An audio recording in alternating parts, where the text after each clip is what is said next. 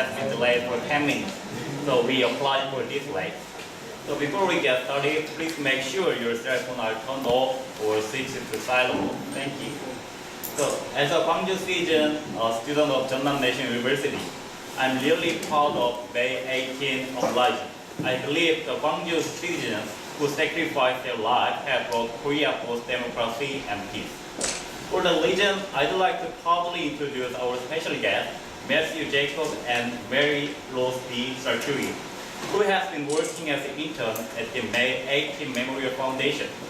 They are here at GIS Talk to speak about their topic entitled Going Gwangju Through the May 18 Uprising. Matthew and Mary will talk for 20 minutes, so please be aware that today's talk will be on for 40 minutes. Okay, before we begin the talk, I'd like to introduce Ki-bong Lee, the Secretary General of May 18 Memorial Foundation.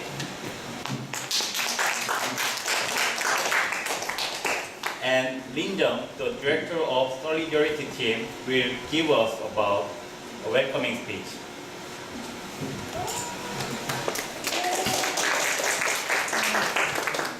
Hello everyone. My name is Lin Jung, Director of the Solidarity Team of the May 18 Memorial Foundation. And this is not a speech, it's just I would like to give a small greeting for our interns. Yeah. I'll just briefly introduce the May 18 Memorial Foundation and then our internship program for a while. Actually, the May 18 Memorial Foundation is a non-profit organization established in 1994. The August in 1994. So it means this year is the 20th anniversary of the May 18 Memorial Foundation. It's quite meaningful year for us in our foundation. And actually, the May 18 Memorial Foundation aims to commemorate as well as continue the spirit of struggles and the solidarity of the May 18 uprising. So the spirit of May 18 uprising is inherited and passed on significantly influencing the progress of democracy in Korea. So foundation actually recruits 2 interns every year for the 10 months and provides an opportunity for them to broaden their kind of understanding about democracy in Korea and also the history of May 18 democratic uprising. And through this opportunity, they can also build their network with other activists in Korea and not only in Korea but also in Asian countries, participating and preparing commemorative events. And today, our 2 interns of May 18 Memorial Foundation 2014 will share their experience in Korea and also their internship in life in Korea. So please enjoy your time and sharing of them. Thank you very much. Okay, thank you, Lin Jung. And ladies and gentlemen, please welcome Matthew and Mary with a big round of applause.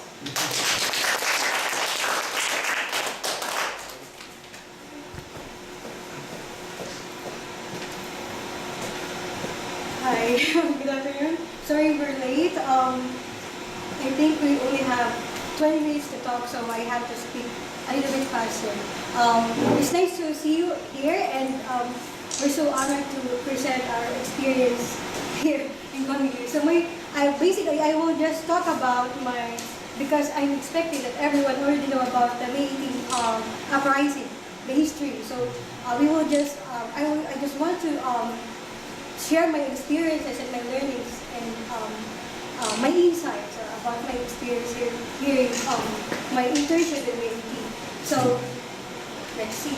Start. Is it like this? Sorry. Okay. I'm sorry. It's not working. So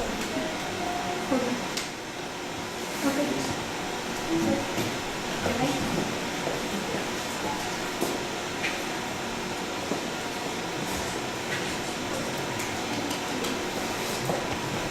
So actually, Ms. Lin already introduced what meeting is all about.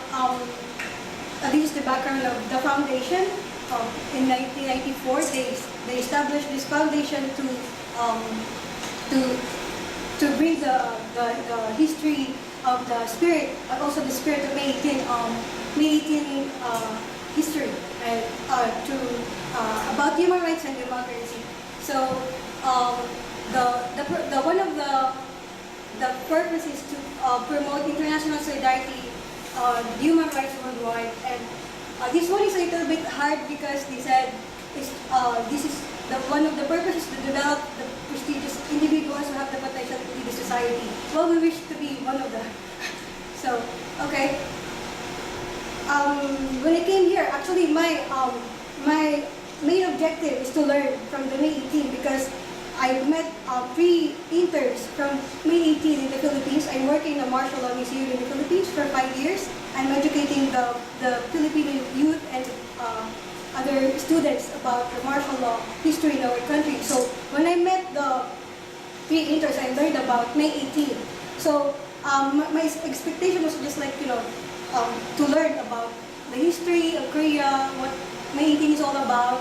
And then, so when I came here, I had to face some challenges. So, of course, the culture and the weather, because obviously I came from this tropical country. We have 28 to 33 degrees Celsius temperature, and of course the culture as well. The language is very, very hard. She's my teacher; she knows that. No, I really had a hard time.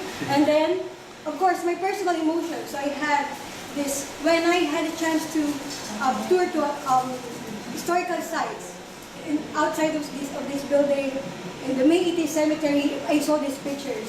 Actually, I like what I've said, I'm working in the Martial Law Museum. We had this argument if we can display this kind of pictures because it's very traumatic actually. So when I saw that, I was like, and then when I went to May 18 cemetery, I was, I had this feeling of sadness, anger at the same time, and disappointment because I never thought that it happened in Korea. Because in the Philippines, we already know about K-pop. Actually, everything funny, good things in Korea. So these museums really touch my heart. So I think it's very normal for someone to feel that way. And then we're assigned to Solidarity Team. So May 18 Foundation is composed of 4 major departments. The external general affairs, truth and research and education, and solidarity team. So we work for this team with Miss Lin Jong. She's our very patient team director. And of course, this is our wedding though. This is the May 18 volunteers. And then my daily responsibility is to check the emails, and to promote our events on Facebook, and sometimes we write for our English website and online promotion of our events. So related to human rights as usual. And March to September, I think we also teach. We had a chance to teach the students in Rainy School. This is a special program for them. So we teach them about our history of our culture, India and the Philippines, and English as well. So actually, this is one of my challenges. See, I am the smallest of the classroom, so it's a little bit hard. So that's why I'm wearing this right now. So we also regularly before, like every second week of the month, we are the guest of GFN, One City of Light. We introduce the events and the programs of May 18, the current issues, and then sometimes we had a chance to talk about the human rights issues in our own country. So it was a very good opportunity for us to share what we have. And then, school presentation. So this is actually GIC is also a big part of my good experience in my internship because one of our responsibilities is to say yes sometimes for the invitations for us to present outside some schools. Sometimes if we don't have time, we will say, of course, we will say no. But yeah, actually this was just yesterday. Yesterday we had this World Inside the Classroom program for GIC. So that was a very, I am a teacher, so it was also a very, very good training for me.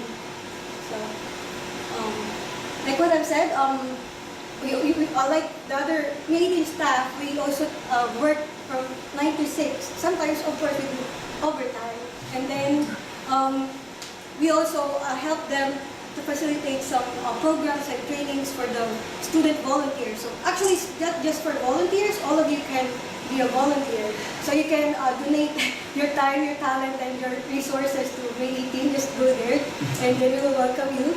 And then I had it, this NGO, actually usually they just allow, they just want us to visit NGOs, but because of my chosen topic, I had to visit some government organizations as well.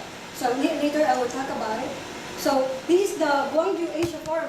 We facilitate these events with May 18 Solidarity and other teams in the foundation, like this SDMA workshop. This is the collaboration, the meetings of the human rights activists working for the same advocacy with the May 18 Foundation, and trauma workshop and distortion of history workshop. So these two is my inspiration why I choose to my topic about state violence and trauma. So, and then other events.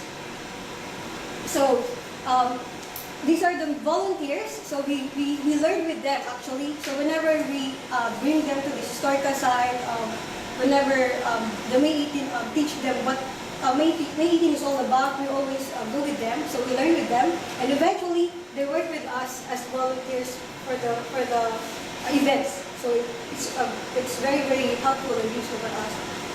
So this is my I will share about my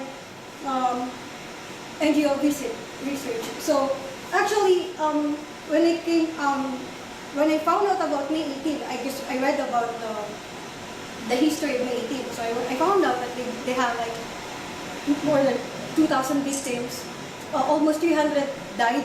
So I was like, oh, but the organization is very big. In the what do you call this? The advocacy reach, farther already. So actually, in my own foundation, we have almost Bantay ng mga Bayani Memorial Foundation is also almost the same with the May 18 Memorial Foundation, because we're talking about the human rights. We're talking about the dictatorship, effect. So so when I found about it, I realized that in my country we had thousands of victims in some mass killings, but we never recognized them.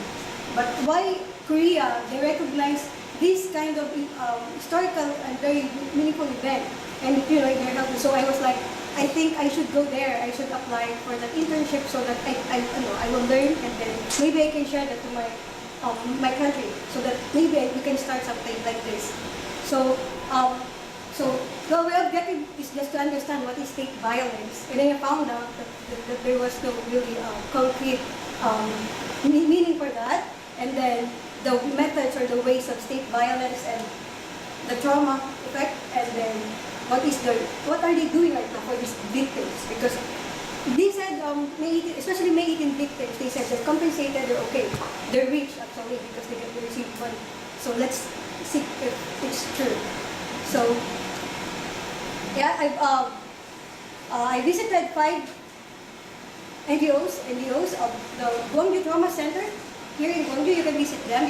You can meet the victims of May 18 and Busan Democracy Park. So because I wanted to trace the history of the democratization movements in Korea, and I wanted to see the pictures of the state violence. And then Truth Foundation, just like the Trauma Center, they also help the torture victims and the other human rights victims, especially the people with case of fabricated case of this spy issue about North Korea. So and then Sarangbang and Sarangbang Group of Human Rights and April 9 Foundation. So they told me that there's no, yeah, like what I said, there's no specific definition actually.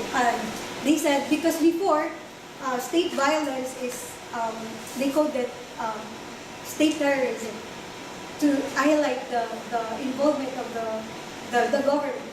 So, and state violence is based on community, not just for one individual. So sometimes, and it's omitted against the people.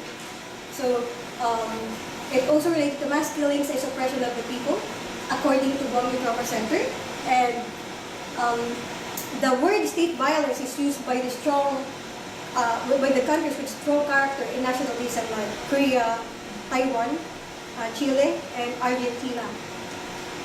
Okay, so these are some of the methods of state violence, illegal arrest, and detention. So I think it's understandable. Disappearances, it happened also during the Manhattan uprising. So, and then unfair trial and torture, just like what happened, if you know about the incident. And then the cover-up, so they just try to hide what's the truth, and the fabrication, it's about the North Korean spy. So I traced that before, usually they use this North Korean spy case against the people to do that. And then, of course, manipulation of election. Of course, if you manipulate the election, it's also they also use violence at the same time. But the election is very, very important because these are the people who control our government. But they nowadays it's not that it's not that what they call this super worse like about torture nowadays in Korea, but they have a new phase of state violence now. So they said number one is the limiting of freedom of expression. So it's a way of state violence as well, and then illegal inspection, so illegal raid, but they bring media with them, so it's the embarrassment and everything. And then the 3 months interrogations for North Koreans who run away from their country to Korea, so they interrogate them. Sometimes they torture them just to know, to prove that they're not spies, something like that. And obviously it's human rights violation. And then Seawall tragedy, all of them, they told me that Seawall tragedy is one of the newest phase of, the latest phase of state violence, because they just allowed them to die there, and then the family, instead of helping them, they just insulted them or sometimes harassed them. So Sanyong motor strike, if you still remember that, during the last regime, so a lot of people died in this Sanyong motor strike because of the abuse of the police. So this is for me, this is the face of violence. So I choose some photos of May 18, and then this is May 18 photos. This is the Sanyong motor strike, and then the Seawall. So the only difference is the color, black and white. That's what I just talking. So everything's the same. So it's still existing. So we have to do something. So they told me that the main cause of this is the self-interest and to protect the power and the malfunctioning of the 3 branches of the government, so executive, legislative, and judiciary. And this is the 3 elements of democracy. So if they will not work well, so it's what do you call this? It will not, it's a disaster. So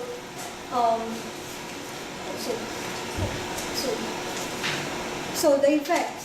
So actually until now, they said May 18, like I just want to talk about May 18 for the whole time, so, because this May 18 is the number one example of that.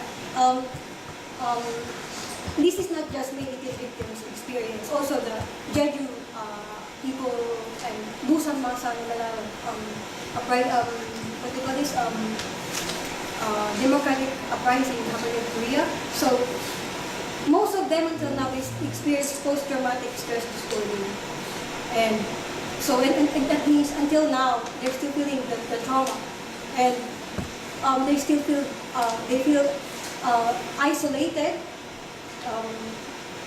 Of course, unemployment because of social stigma. sometimes it's like Sangyong strike. Most of them, they lost their jobs, and it was really hard for them to find jobs because they're blacklisted in some companies. And then, of course, sleeping disturbance, alcoholism. So I think alcoholism is the basic one for the traumatic person. Even if you're broken-hearted, you even use rely on alcohol. What more if you saw someone dying in front of you? And anxiety, guilt, of course, because they saw some people dying in front of them. They have, especially the family. And then, of course, shame and embarrassment, sadness. I even felt that even if I was not part of it, as a normal person. And then, irritability and anger, mental and behavioral avoidance. They try to forget it. Well, that's true. I know that. I know the feeling. And the secondary trauma is like, because until now some of them experience the continuous surveillance of the government, so they still feel anxiety and everything. And the transfer trauma, this is the Metis survivors transfer their trauma to the family members. So, for example, my father is always angry, is always like that. So I will also be traumatized and, of course, mistrust. So they don't trust the government. They don't trust anybody anymore. And then the last one is suicide. So a lot of people committed suicide, even the family member, because of the transfer trauma. And until now, it still exists. So that's really, really sad. But nobody knows that. Nobody even know. And most of even the students, they don't even care, and they don't even know about it.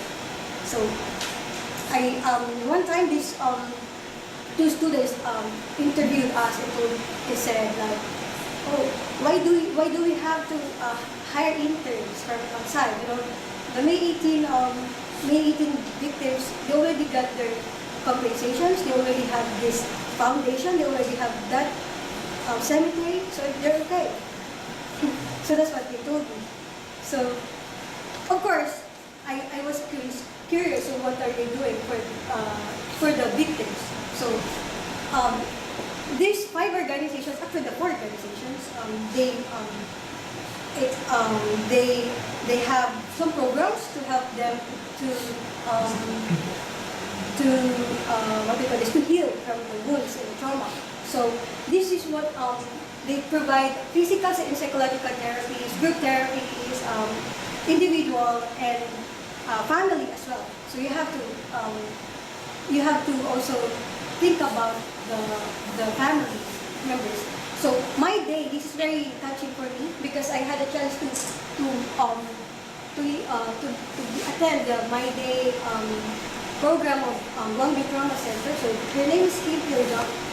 She's the mother of the deaf May 18 victim. So they just beaten them until she died. So, and then for sure you know the story. So aside from that, I think we know the students, they killed them, the pregnant woman, they killed them. It was really, really shocking. So through this, they have this chance to share how they cope with that depression and everything. And I found out that she was guilty her own life because she was the reason why her son was dead, because she injected him a lot of medicines before. So she said I killed my own son. So something like that. So through this, like people told her like, you don't have to feel guilty. You're the new face of democracy, and she felt good. And I think that's very helpful. My father was killed in front of my grandmother, but she never had a chance to share. So I think she died with trauma. So she's lucky because she can share it. But a lot of victims until now of the Korean democratization movement, they don't have the chance to do this until now. So for me, this is my insight. So I wrote it because I might forget. So for me, May 18 and other related history is very important, obviously, and we have to correct the errors of the past because it's very wrong. So even in the Philippines, in other countries, the one of the biggest problems is the distortion of history. It's not even on our textbook. So in case of the state violence, I think we should start solving the state violence by giving awareness to the citizens, not just to the citizens, but also to the government, officials, I mean, maybe by educating them about its serious implications and by starting to educate the younger generation the value of human rights. And we should be more educated, the real education, the truth. Because I think it's unfair for us to learn wrong information. So that's we cannot blame the younger generation because they don't know the history, because they don't care. That's our responsibility to tell them the truth. And we should be more educated and vigilant to lessen this problem until it will not happen anymore. You cannot just remove that or stop it. Little by little, not super ambitious, I think. So I think that's the terminal change. And then, this is my learning experience. So I learned about the Korean history. I appreciate it. Aside from appreciating the beauty of the country, it's very, very beautiful. I learned how to relate and have solidarity with other human rights activists. I learned how to be flexible. It's like, I think even some of my friends right here, they know that I'm a happy person. So I also it also boosted my confidence to relate with other people, not just inside the office, also outside the office. And I learned how to value the human rights, democracy, and peace. Before, my concern is just human rights. I want to educate people about human rights, but now I know the value of peace. So I think this is everyone, even the victims, they just want peace, I think. And then,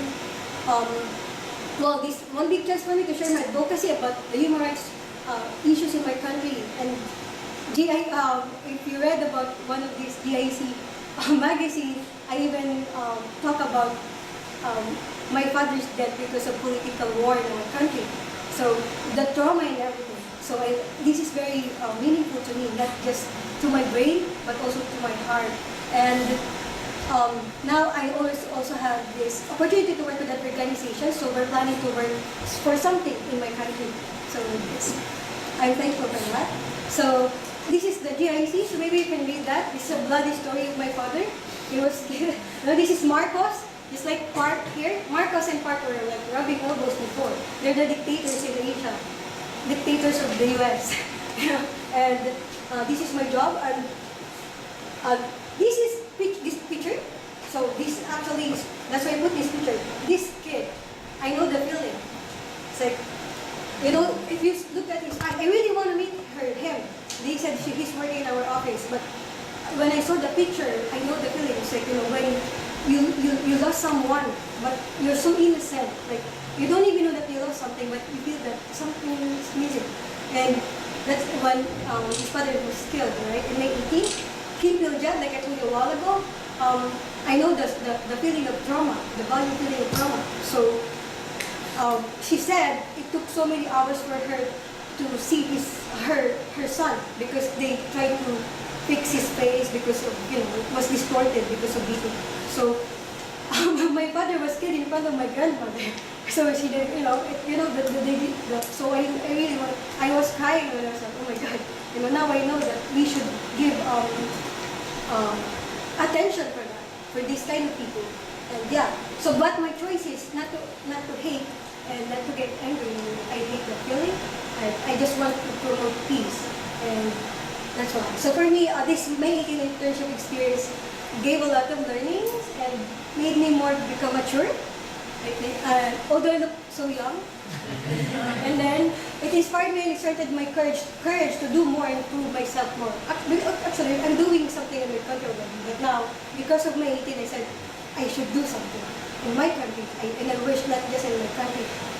And now I am more inspired to equip myself so that someday I will be strong enough to do something for others. So I will start it next year. I will continue my study so that I can do something bigger for my country first, and then someday to help with other organizations. So I want to say thank you for giving me the best year of my life. Actually, this is the best year of my life. And for these people, so not just in the foundation, they made me so happy, and I'm so thankful for them because of them, my internship was so meaningful and fun. you for inspiring and making me smile.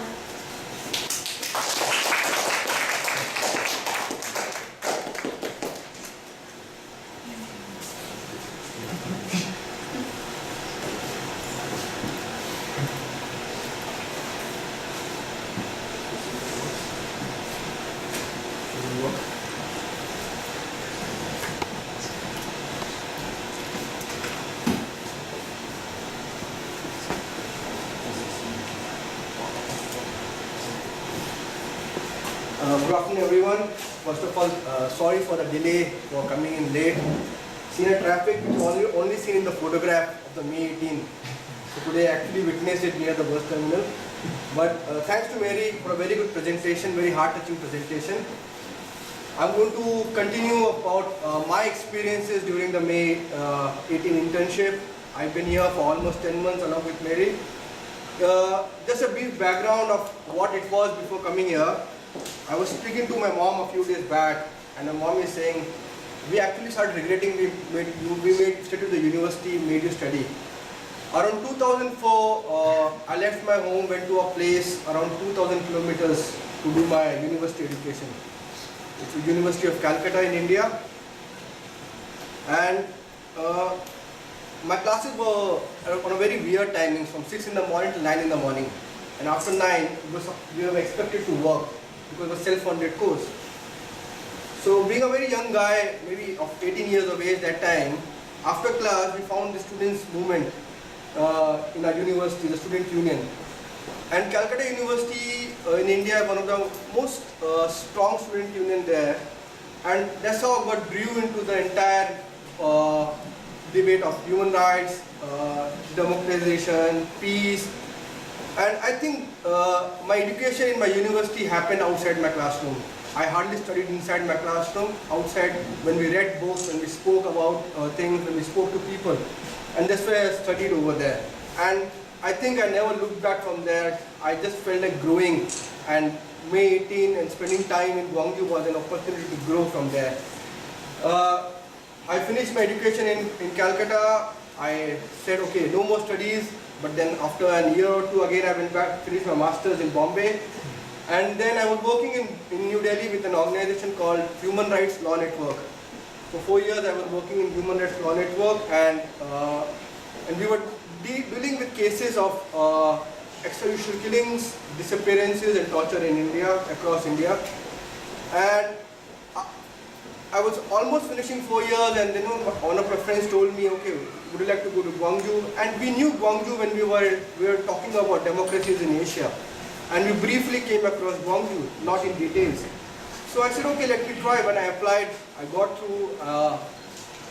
Then I had my second thought, should I go to Gwangju? Because the kind of work we were doing with so many cases we were following of killings with people, they'll come to a stop. They had to be done by someone else. So my friend told me, like, I went to his home for dinner, and he's been well versed with Gwangju, and he said, just go over there, and there's one thing in Gwangju. Every house has and every person in Gwangju has a story to say. Go and get the stories, learn from them and come back. I said okay. And then I set on for my journey to Gwangju. Came here, what was the most important part for me in my stay in Korea, in Gwangju, especially to learn about Korean democracy. I found it very unique. I found it something which is very less communicated to the world outside. Mostly because in literature is in the Korean language, which is not accessible to many people. But staying here, talking to people, many of those things were learned, and I continue to learn about that.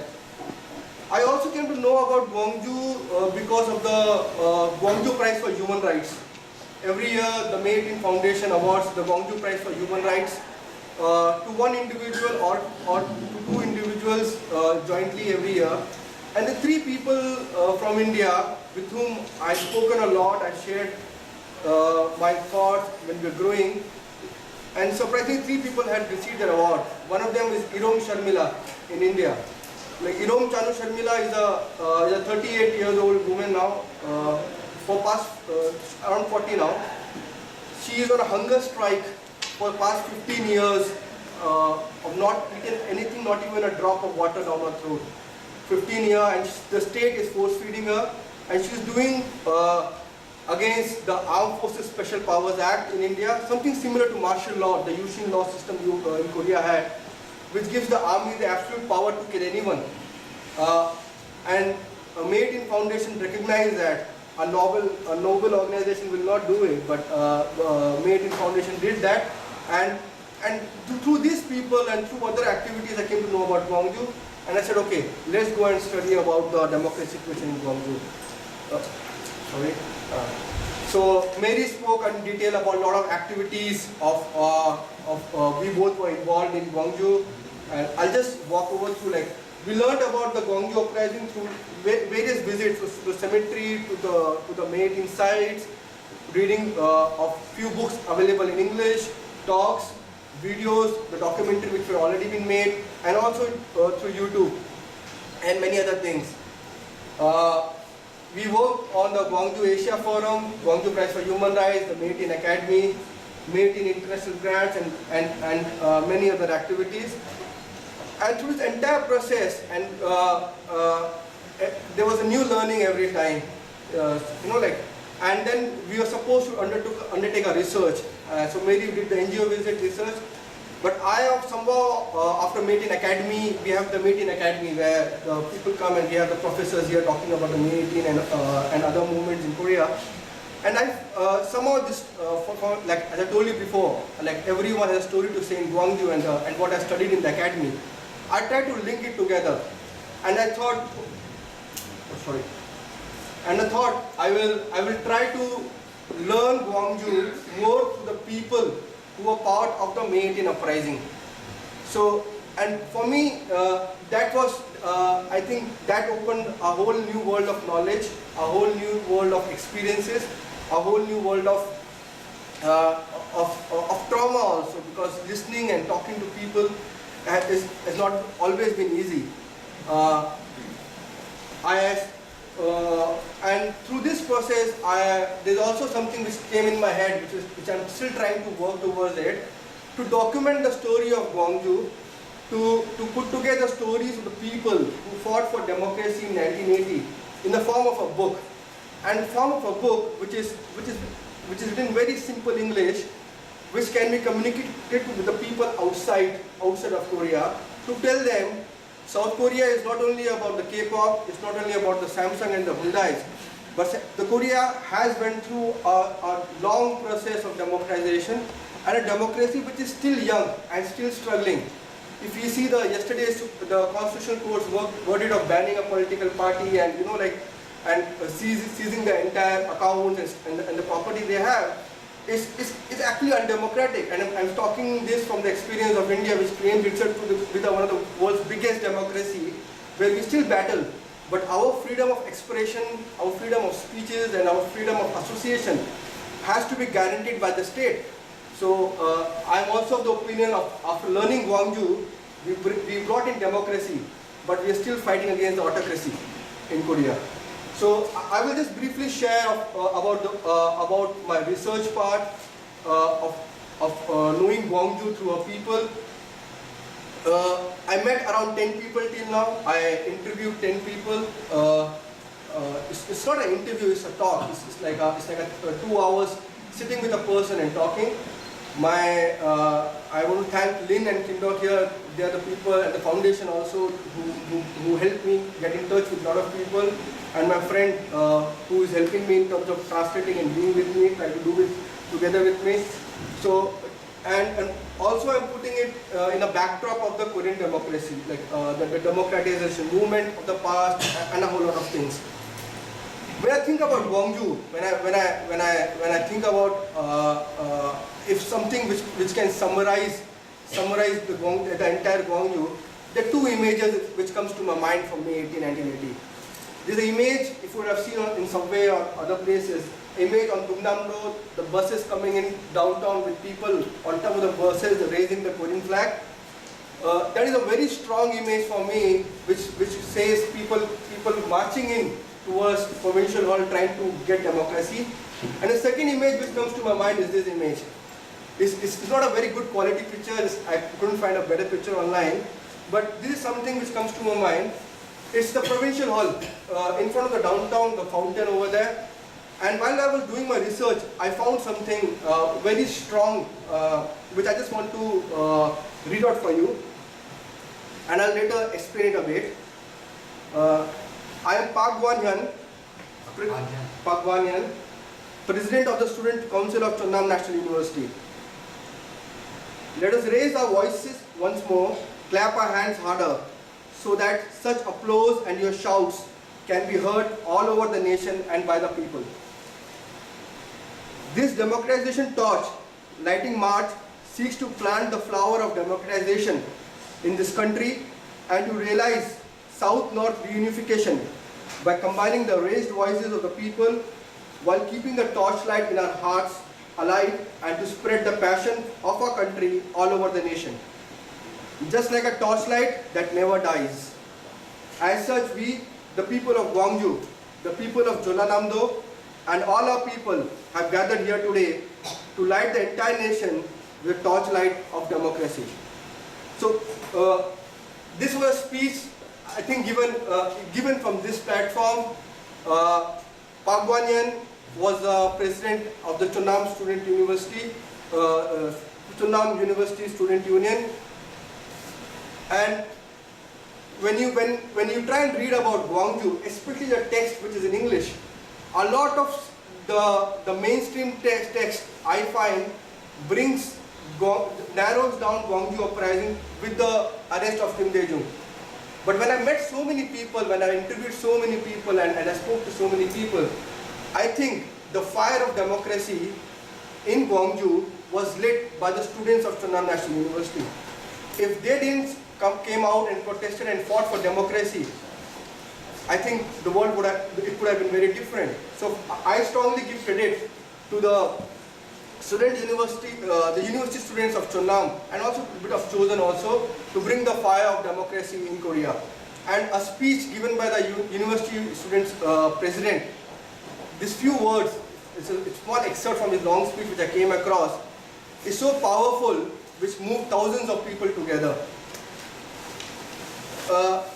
I will just come to the brief, like what lessons I learned from Gwangju, because these are things which I will be taking back. The state can only be challenged if the civil society is collectively united and solidarity is shared. Gwangju uprising was not only opposing the Chanduan or the Yushin law system or bringing for democracy, it was also building a beautiful community across Gwangju at that time. Everyone came together, the students came together, the labor union came together, the mothers came out, the workers, the taxi driver, everyone came together. And so it's also a formation of a very beautiful community. Not always violence as a last resort by civilians can be condemned. I come from a country which has been clouded by Gandhi. Non-violence, civil disobedience, and complete non-violence. And in India, like it's very easy to condemn violence because we still live in the shadow of Gandhi. But Gwangju, the formation of Citizens Army episode in Gwangju, why people took up arms against the fully armed military regime, that is something to be understood and studied and decoded by all of us.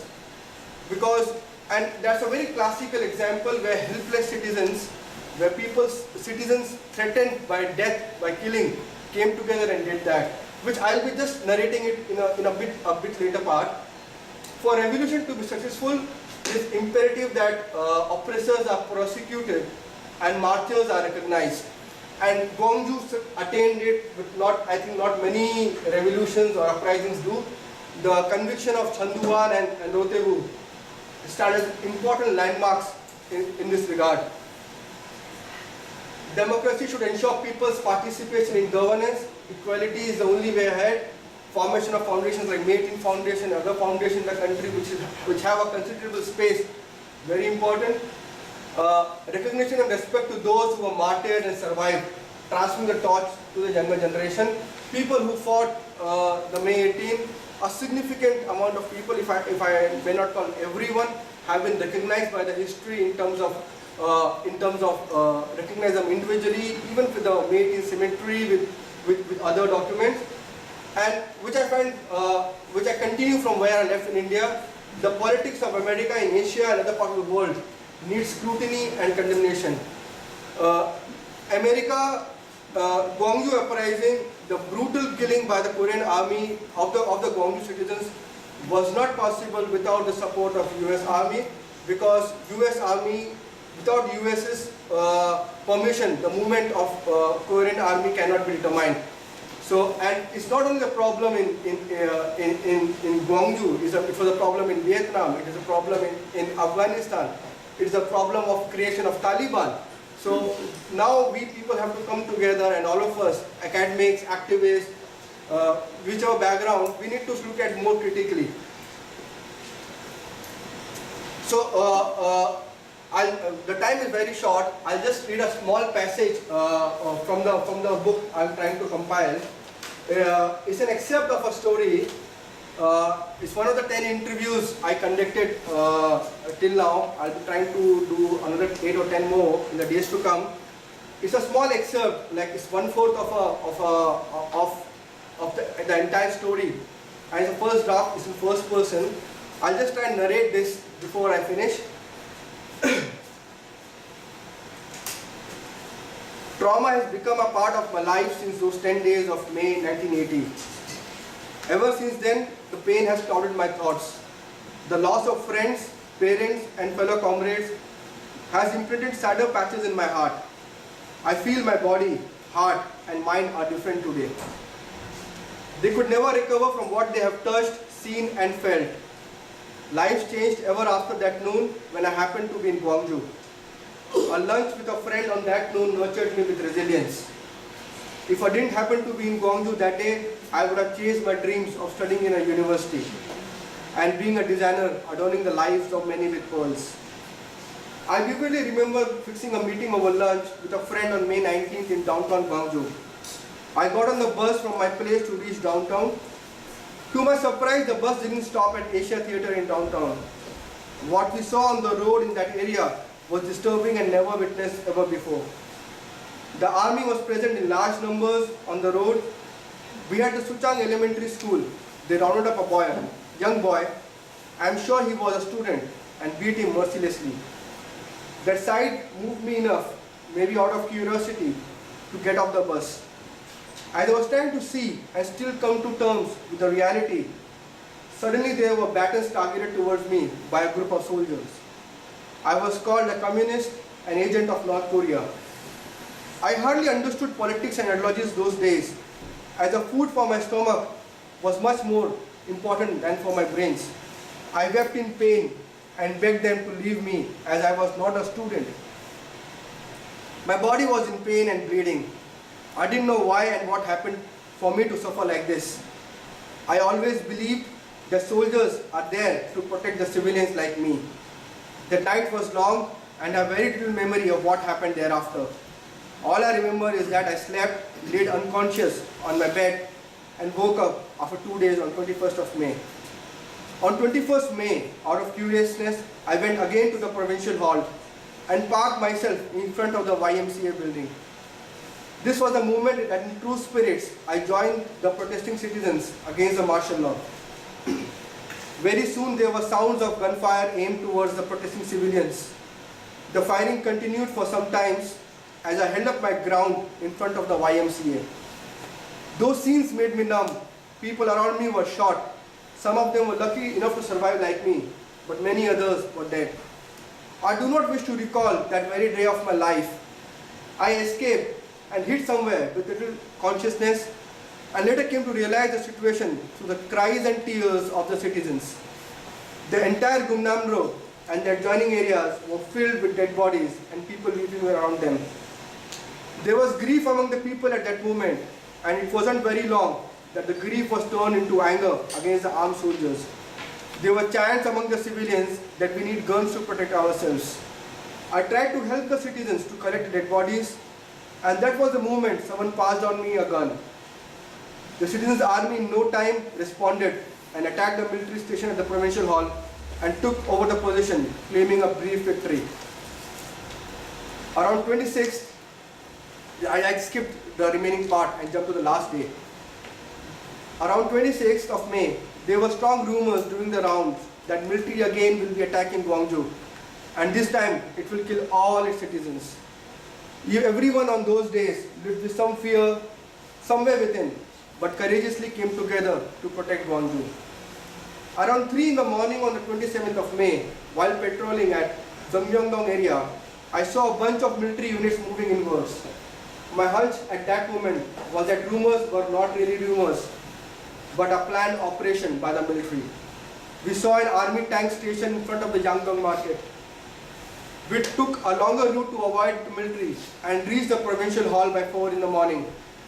We woke up people there, shared what we saw, and while we were preparing to safeguard and protect ourselves, we heard fire sounds and helicopter on the roof of the provincial hall. The military soldiers jumped from the helicopter, got in the provincial hall, and there were tanks stationed on the ground. It was gunshots and bloodbath from there on. I was afraid of death. I can't kill someone, and I could not pull the trigger. For me, the gun was to threaten and not to kill. That early morning, as the military moved in killing all of us, being scared, I hid behind a couch with another guy. The entire operations lasted for nearly half an hour. It was all over at that time. The days ahead were the most difficult and filled with hardships. We sat in the police bus with our hands tied on the back, looking at each other with complete uncertainty and having no hopes of being alive. As soon as we reached the prison, our clothes were torn apart, with us only in underwear. One after another, we were tortured and beaten. 4 to 6 of us shared one blanket at night. To keep ourselves warm, we used to sleep close to each other, with our legs crossed with those of the others, and the heat emitted by the bodies kept us little warm. Food was replaced by hammering and torture, and it was enough for us to fill our bodies for several days to come. At times, we were tied and knelt down beside each other, whole night in cold. Those sleepless nights were only welcomed by a dawn of torture. I constantly denied the charges during the trial, and this led me to the further torture. The soldiers dragged me out of the barracks, put me on the army truck, drove me to the backyard of the Sangmu prison. They dumped me with my hands tied at my back, and this time completely naked, near a poplar tree, to be eaten by the ants. The ants went